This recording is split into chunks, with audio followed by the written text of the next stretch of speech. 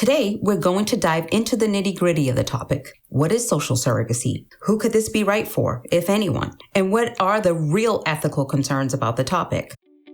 Whoever thought making a baby could be so hard? Luckily, the fertility journey isn't meant to be traveled alone. Eloise has helped hundreds of people build and grow their families over the last 15 years, and she's ready to share her insider knowledge and expertise with you.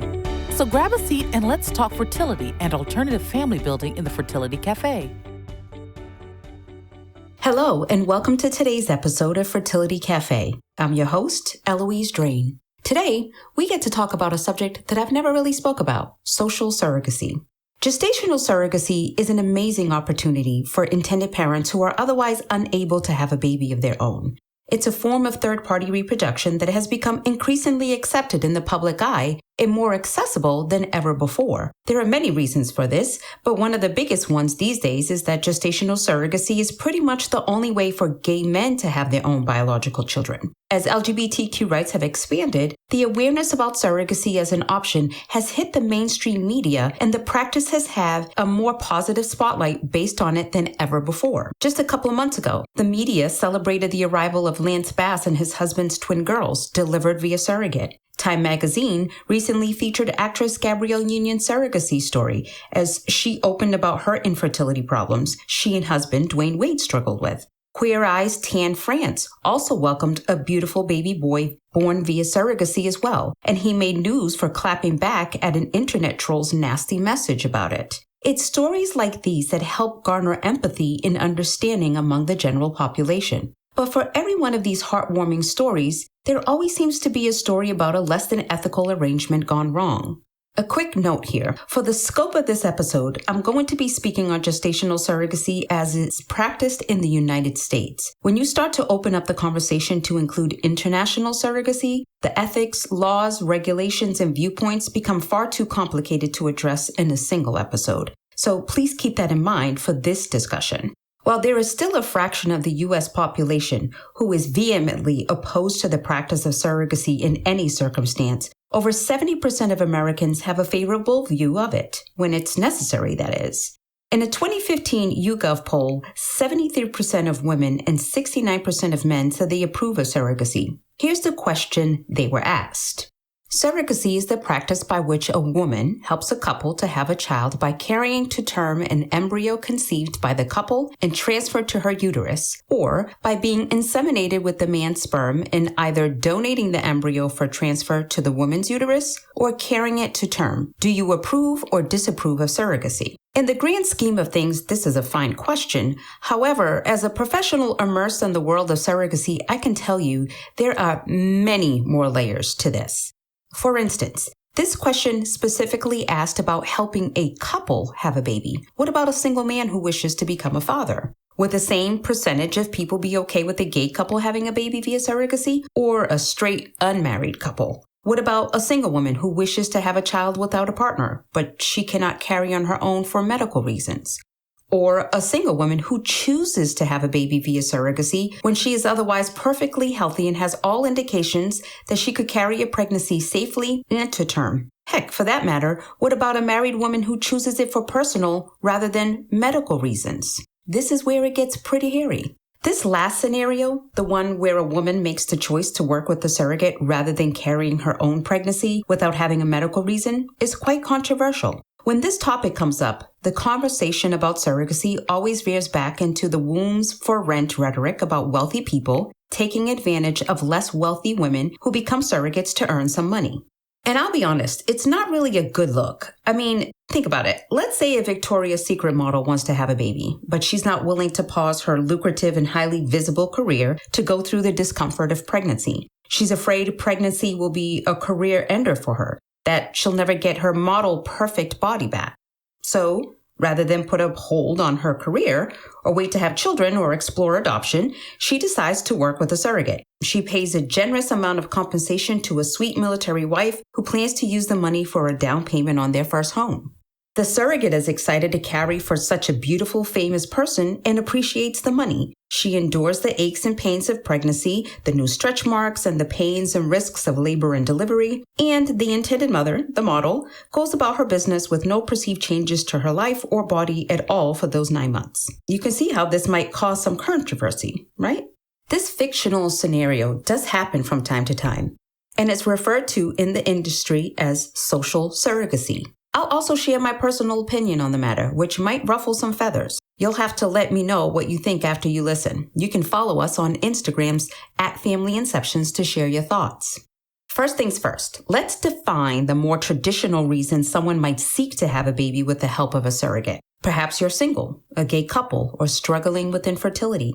All of these are considered traditional, common reasons why one might undergo a surrogacy journey. To receive a diagnosis of infertility, it typically takes about a year of a couple trying to conceive without success. There are a lot of different causes of infertility, and unfortunately, some people never do find out exactly why they are unable to conceive. Some of the more obvious reasons include being born with an abnormally shaped uterus, or uterine cavity, or being born without a uterus at all. Someone may have had to undergo a hysterectomy at a young age for reasons such as endometriosis or fibroids that created all sorts of havoc on her body. In other cases, women must seek out a gestational surrogate due to underlying medical conditions that aren't really related to the reproductive system, at least not directly. These include conditions that could put a person at risk if they were to become pregnant. For example, pregnancy could be dangerous for someone with heart disease, kidney disease, or severe diabetes. Certain cancers and their subsequent treatments can make pregnancy impossible or unadvisable. Or perhaps someone may have had a previous pregnancy that ended up being high-risk case with conditions such as preeclampsia, which in severe cases can be life-threatening. If this intended mother wanted another child, it may be necessary that she undergo gestational surrogacy due to health risks involved, or possibly even due to PTSD from the trauma caused from the previous pregnancy or birth. All of the above reasons for seeking a surrogate assume there is a female intended parent involved. Of course, that's not always the case. For a single man or a gay couple, infertility is a moot point. Unless one of the partners has a uterus, there's no biological way to have a baby, and so gestational surrogacy becomes an option. The fact is, there are a lot of reasons why someone is medically or biologically unable to carry a child on their own. In the U.S., roughly 10 to 15% of all couples struggle with infertility. That equals about 6 to 7 million people. And this doesn't include the tens of thousands of intended parents in the LGBTQ community who require assisted reproduction to have a baby. Long story short, there are a ton of people in the United States who have a real biological need for assisted reproduction, including gestational surrogacy. People who choose social surrogacy do not fall into that category. So what is social surrogacy? Who chooses it? And what goes into their decisions? In a nutshell, social surrogacy involves the conscious choice to have a baby via gestational surrogate, even if there is no underlying medical or biological reason. Let's jump back to the start of today's episode, where I described the fictional Victoria's Secret's model who wasn't willing or able to put her career on hold for 9 months. Some individuals, such as her, want to be parents, but wish not to carry the pregnancy on their own due to personal or work-related reasons. Now, it's important to note that while surrogacy in general has become more accessible over the past decade or so, the same is not true for social surrogacy. Someone who wants to pursue this path to parenthood may face legal and other barriers. For example, in the state of Utah, it requires medical necessity in order for one to enter into a surrogacy agreement. This means that the intended mother needs to prove that there is a true medical reason in which she is not able to carry the pregnancy. There are also a lot of professionals in the field who will not work with a woman who is choosing surrogacy when traditional pregnancy is within the realm of possibility for her. While there is no federal regulation or centralized body that polices the industry, the American Society for Reproductive Medicine, or ASRM, is our gold standard for evidence-based best practices. And according to this well-respected body of practitioners, surrogacy is only ethical when there is a medical or biological need, such as infertility or a lack of a uterus. So for those agencies, clinics, and other professionals who adhere strictly to the ASRM guidelines, social surrogacy is a no-go. That being said, there are plenty of clinics and professionals who are happy to help with social surrogacy arrangements. Some see this as a matter of a woman's right to bodily autonomy. Social surrogacy could be a way to level the playing field in terms of gender equality. Why should a male politician be relatively unaffected by the pregnancy and birth of his child when his female politician counterpart would have her career and aspirations delayed and possibly thrown off track altogether? Still, for better or for worse, there are plenty of fertility professionals who are happy to work with any intended parent regardless of their reasons. Let's talk about some specific reasons why a woman might choose social surrogacy. There could be a fear that pregnancy will negatively impact her body with weight gain, stretch marks, or all of the other glorious things that come along with pregnancy and delivery. And I can safely say that, yes, there are definitely all parts of the deal when it comes to having a baby. Some feel the effects more than others, and some bounce back from it differently than others. But I think it's safe to say that no one is going to walk away from pregnancy and childbirth without some bodily changes. For most of us, that's simply the price we pay for parenthood, and we can decide if or how much we'll work to make changes once the baby arrives.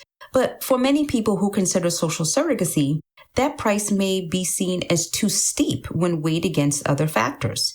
Professional models, actors, and athletes rely on their physical appearance and abilities as a part of their careers and income. Becoming pregnant could put the career on hold for a significant amount of time or even end their career altogether.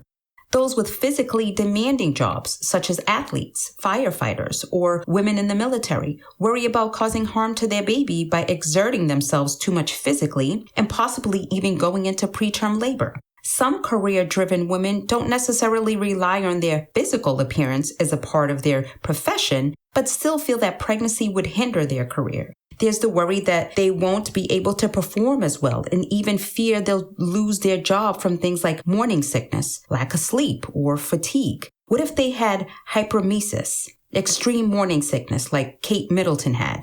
How on earth would they be able to focus on their work, let alone meet important deadlines? Some also worry that their high-stress career could cause harm to a baby in utero. What risks would an investigative journalist who is embedded with soldiers in another country be undertaking?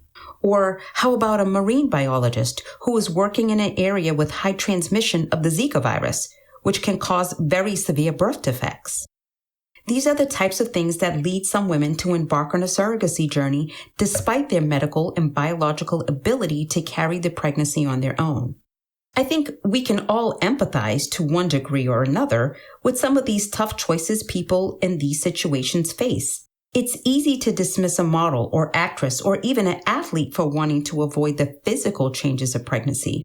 But for those people who truly have jobs that may harm the baby, I can feel for that. Should that woman be forced to quit her risky, potentially dangerous career in order to carry her own baby? There are some instances where it's certainly worth debating. There's a gray area for someone like the biologist working in a high-risk location, for example. But then there are the so-called designer surrogacy cases. One article, originally published in Elle magazine in 2014, quoted a fertility doctor from San Diego who worked with patients who choose surrogacy for reasons like not wanting to get fat and wanting to complete an upcoming marathon. Another patient felt that pregnancy would hinder her from building her photography business to the level she wanted. The response to many of these reasons is often to wait. Wait until your career is well established. Wait until the marathon is over. Wait until you're willing to deal with the physical changes to your body. For some women, though, they feel that they can't wait much longer. The photographer quoted in the Elle article, for instance, stated that she truly felt her business building momentum would be destroyed by pregnancy, making her brand completely forgettable after taking time off to have a baby. And yet she said she was getting older and feared it would soon be too late to have a baby of her own. Before gestational surrogacy was an option, the answer would have been make a choice. Pick one or the other. But today, there can be a third option. Choose both. Keep your career and have a baby with the help of a surrogate. In the case of the successful photographer, she worked with a friend of hers who happened to own a surrogacy agency that had no qualms about social surrogacy. In fact, her agency had facilitated several social surrogacy arrangements in the past, so this was just par of the course. The photographer and her husband decided that having a baby via surrogate was the best option for them, and they decided that they were willing to face the backlash. And they did receive a considerable amount of backlash from friends, family, and strangers alike. To be clear, Social surrogacy is not a particularly common occurrence. One fertility specialist in San Diego estimates that social surrogacy, or convenient surrogacy as he called it, accounts for just about 5% of all the surrogacy arrangements he oversees. It does happen though, and I think as surrogacy becomes more common, we will be hearing more about it and debating the big question. Is social surrogacy ethical? Should a woman be able to ask a surrogate to carry her child for the sake of not ruining her body or jeopardizing her career? This is where things can get a bit touchy. Some feel that it is morally wrong and selfish for someone to have a surrogate carry their pregnancy when they are capable of doing so themselves. I think most would agree that you do not need to give birth in order to be a good parent. However, when someone is choosing not to carry their own child for 9 months due to superficial reasons such as ruining their body, some do begin to question their ability to parent that child.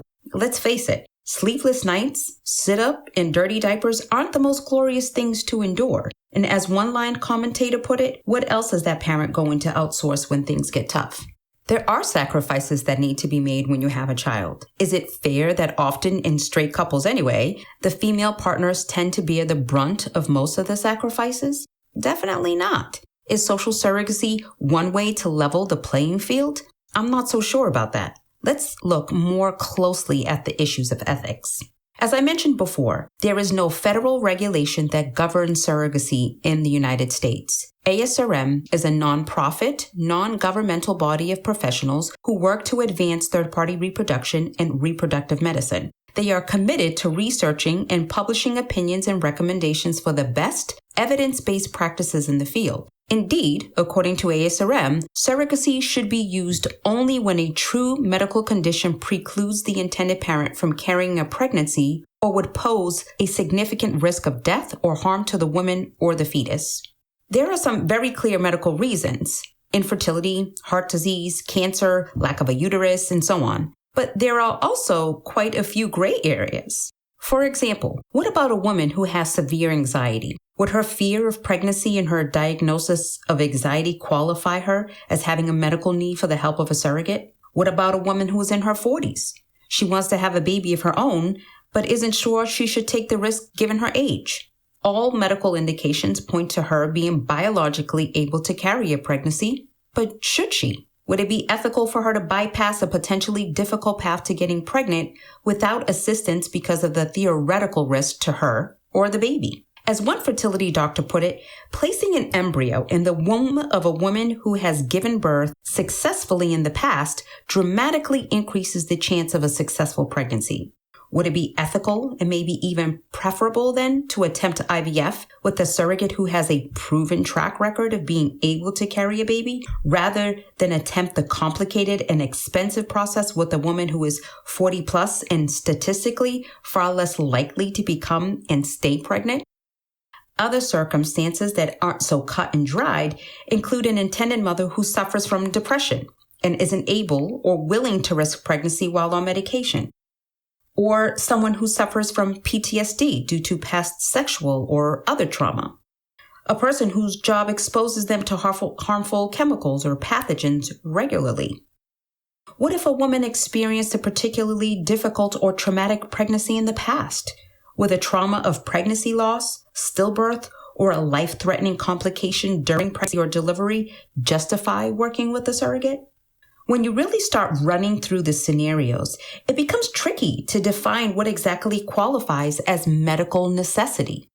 According to Dr. Paula Amato, a professor of obstetrics and gynecology and one of the professionals who helped draft the ASRM guidelines, purposely worded the ethical guidelines around surrogacy so medical professionals could have a fair amount of leeway when determining what counts as a medical need. Because, truth be told, many of these questions can only be discussed between a woman and her doctor, and it's certainly not appropriate for me or other members of the public to judge a person who is facing tough choices about parenthood.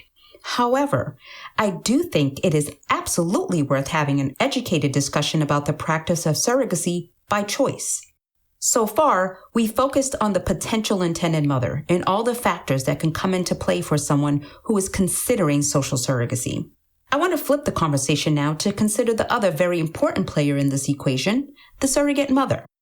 As a 3-time surrogate myself, and as an agency owner who has worked with hundreds of wonderfully selfless surrogates, I can safely make some generalizations about the type of woman who steps into this role. She is first and foremost generous. She sees surrogacy as an act of service, as a calling to contribute something to the greater good. She has a deeply felt empathy for people who can't have children without help. Some surrogates feel led to work with married couples who have dealt with pregnancy loss and infertility for far too long. Others feel called to help gay couples experience the joys of parenthood as a very real and tangible way to show support for equal rights and opportunities. It's a rare surrogate who is up for carrying a baby for another person, regardless of the reason why that person can't carry their own pregnancy. At least that's been the case in my experience. Asking a woman to be your surrogate is a gigantic request. There are so many physical, emotional, psychological, and practical considerations to be had. You are essentially asking another human being, another mother, to put her life on hold for about a year or two. May have to travel for medical screening, for the embryo transfer, and she'll be taking fertility medications that make her uncomfortable and throw her hormones all out of whack. She'll experience all the morning sickness, the backaches, the swollen ankles, the headaches, and potentially nosebleeds. She may experience complications that keep her from being fully present with her own children or with her spouse. She may miss work or miss out on time with friends and loved ones in order to attend doctor's appointments. Her doctor may place her on bed rest. And then she will endure the pain of childbirth. Her body will be stretched and torn in places once again. She'll spend roughly 6 weeks wearing diaper-like menstrual pads, taking sitz baths to relieve the painful aftermath of birth. And that's if it's a vaginal birth. Potentially, a C-section could even be worse. And it goes without saying, she'll be abstaining from sex with her spouse during the 6-week recovery time, not to mention the abstinence when she first started the process pre- and post-embryo transfer. That's if childbirth goes as planned. Heaven forbid there is a serious complication that comes up during pregnancy or labor, preeclampsia, gestational diabetes, anemia, postpartum hemorrhage, infection. In 2019, 754 women died due to maternal causes in the United States. There are approximately 20 deaths per 100,000 live births in women ages 25 to 39 and 75 per 100,000 for women over the age of 40. The U.S. has one of the highest maternal death rates among developed nations, so while it's not a huge risk, the risk exists. Then there are the less obvious but still deadly conditions like postpartum depression, anxiety, or rarely postpartum psychosis. So yeah, it's a huge ask to approach someone about carrying a child for you. We've all heard and maybe experienced ourselves that every pregnancy is different.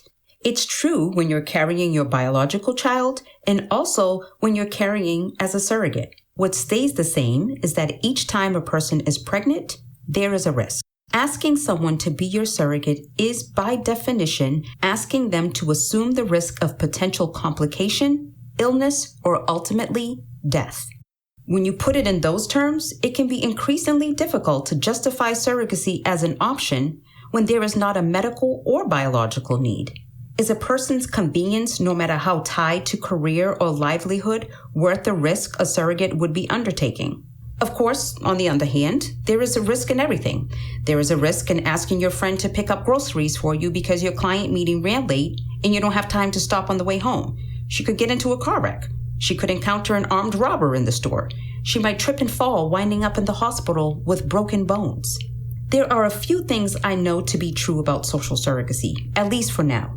First, it's likely that a woman who is choosing surrogacy out of convenience and not necessity is going to face an uphill battle in a lot of ways. She will probably be hard-pressed to find a willing surrogate due to all of the above-mentioned risks, but also on principle. As one surrogate expressed, wait, I'm supposed to go through pregnancy and childbirth so that women can avoid stretch marks? Social surrogacy doesn't often garner the same empathy and outpouring of goodwill on the part of the surrogate population, to put it lightly. I mentioned before that it might be difficult to find providers who will work with a social surrogacy arrangement, but I'd caution that there's even greater battle to be fought in the sphere of public opinion. There can be a lot of backlash if friends, family, and the greater community get wind of someone's choice to have another person carry her baby. Just take a look at some of the nasty comments online that are directed at celebrities who had babies with the help of surrogates. Women like Nicole Kidman, Sarah Jessica Parker, and Kim Kardashian have all stated publicly that their decision to work with a surrogate was due to medical reasons. But there is still tons of speculation that they did so for vanity or career reasons. Public opinion is not very forgiving, to say the least. We haven't even touched on the financial side of things. Surrogacy, for any reason, can cost upwards of $100,000 to $200,000. Women who agree to serve as surrogates earn, on average, about $40,000 to $80,000 in compensation for their sacrifice and time commitment. Intended parents often scrimp and save and take out second mortgages on their houses in order to afford this costly, usually last-ditch effort to have a baby. We can't ignore the fact that a person who is choosing surrogacy for non-medical or biological reasons is doing so from a place of considerable financial privilege. And some will offer a premium to their potential surrogates in order to make their social surrogacy agreement more attractive. When there is a $40,000 to $80,000 price tag on the line, it can make some surrogates set aside their moral qualms about the lack of medical need. And I have to say, that doesn't feel quite right. It is uncomfortably approaching that whole wombs for rent argument. As a loud and vocal advocate for surrogacy rights, this conversation frankly makes me very uneasy. While public opinion seems to be coming around on the practice of surrogacy in general, cases of social surrogacy tend to stir the pot in the opposite direction, painting our whole industry in a questionable light. Here's how one news article describes the waiting room of a well-known, super high-end fertility clinic in Los Angeles. Crystal chandeliers, leather upholstery, plush velvet textures, opulent floral arrangements, flat-screen televisions cycling through pictures of beautiful newborns. The author goes on to detail several ethically questionable decisions made by this particular clinic's founder, including helping grieving grandparents have a grandchild after their son, 26 at the time and single, died in a motorcycle accident. They had his sperm extricated post-mortem, obviously without his consent, and then produced a baby boy using an egg donor and surrogate. Yes, really. On the other hand, the doctor at the helm of this clinic was one of the first doctors in the U.S. to help a gay couple have a baby, back when it was very, very taboo to even consider this. The article ends with some discussion about whether or not social surrogacy will one day be widely accepted, just like gay parenthood via surrogacy is today. Is the boundary pushing actually a good thing, since it theoretically allows women to keep their careers rather than being waylaid by pregnancy? Time will tell, I suppose. For now, social surrogacy is still relatively uncommon, and it is definitely still taboo in, I would say, the vast majority of the industry and in terms of public opinion. So, what about my own views? Well, let's dive in. As an agency owner, and a 3-time surrogate, and a mother of 4 plus a gifted daughter to really be 5, I can unequivocally say that social surrogacy is not something I am okay with. Let me first start by reading the mission statement I have built my business on.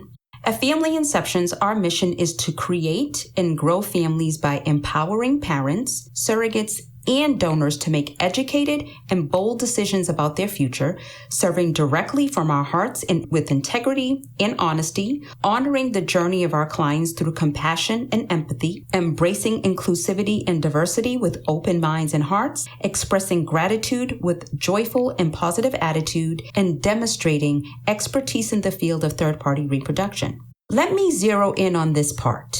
Empowering parents and surrogates to make educated and bold decisions about their future. The choice to become a parent is indeed bold. It's one of the most significant, courageous, terrifying choices a person can make. To me, the idea that a person who is physically capable of carrying a pregnancy would choose to put her career or other priorities in front of that choice, well, it's a bit like having your cake and eating it too. Except in this case, you're putting the cake maker at a heightened risk of getting burned while baking for you. The very fact that every pregnancy, regardless of whose baby is being carried, is inherently risky takes social surrogacy off the table for me. Maybe it's because I was a surrogate myself, so I intimately know how big of an ask this is. In my third journey, I experienced complications that resulted in me actually having to have an emergency hysterectomy to save my life. The idea that a woman would gamble with my life in order to save her career or body or lifestyle, well, it doesn't sit right with me. And so I will not facilitate social surrogacy arrangements, in large part because I won't be a party to gambling with a surrogate's life. One of the major reasons why surrogates receive such significant compensation is because it's an acknowledgement of the pain, sacrifice, discomfort, and risk that she agrees to endure for the sake of a person or couple who desperately want to become parents. Desperately hopeful parents who have likely exhausted all avenues before arriving at surrogacy, often to great financial detriment and always after loads of emotional turmoil. It is a huge ask for someone to become a surrogate, and in my opinion, it should only come to that in the most necessary of circumstances. And so, no, I am not in favor of social surrogacy. I will not pass judgment on the woman who chooses this route, as we all have to walk our own paths. However, I also won't be a party to it, which is why Family Inceptions will not work with women for whom surrogacy is a choice and not a necessity. Others may certainly disagree, and I can respect that. I hope that you can also respect my opinion on the matter.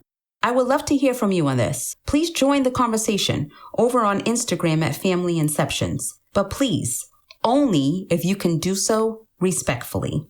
I will end on this note. While it's certainly controversial, the fact that we are even able to have this conversation today is pretty amazing. The leaps and bounds made in the field of third-party reproduction these past couple of decades are incredible. IVF and gestational surrogacy have made parenthood possible for people in ways that used to be unthinkable. And so, of course, it makes sense for there to be a lot of ethical questions and dilemmas to pop up. As we debate about genetic testing and designer babies, this question of using surrogacy by choice is an important discussion to have. It helps us define the blurry line in science and reproductive technology between doing good and taking it too far. I hope you found this discussion helpful as you weigh your next steps. We would love for you to rate us. So if you haven't yet, go to your listening platform of choice and subscribe, rate, and review this podcast. You can follow Fertility Café on its Instagram and Facebook channel at Family Inceptions. We'd also love you to share Fertility Café with friends and family members who would benefit from the information shared.